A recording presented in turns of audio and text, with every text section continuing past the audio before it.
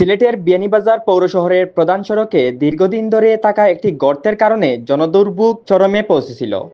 Times টিভিতে দুর্ভোগের প্রতিবেদন প্রকাশের পর অবশেষে কর্তৃপক্ষের নজরে আসে বিষয়টি। রবিবার সকালে বিয়ানীবাজার গ্যাসফিল্ড কর্তৃপক্ষের উদ্যোগে সড়কের গর্তটির ভরাটের কাজ শুরু হয়েছে। স্থানীয় শ্রমিকরা ইট, বালু ও রড নিয়ে গর্তটি ভরাটের কাজ শুরু করেছেন।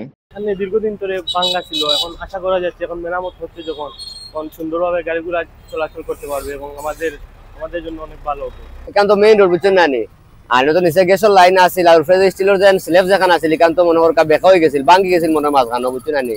দীর্ঘদিন থেকে মনে করকা আপনার গাড়ি ঘোড়া যাওয়া হওয়ার মাঝে খুব কষ্ট হয়েছে। আর অনেক সময় দেখা গেছে কি তার গাড়ি পাঁচ গাড়ি যাওয়ার লাগে অনেক সময় জায়গা লইয়া গেছে, জাম লাগি গেছে রাস্তা বুঝছেন না নি। তখন তারা আইসন কাম কাজ করা দ্রুত কামটা হয়ে গেলে বালা কাম হইলে মনে করো এইবার দিয়ে আর মেইন রোডে গাড়িগুলো সুন্দর যাইতে পারবো আর যানজট লাগতো না।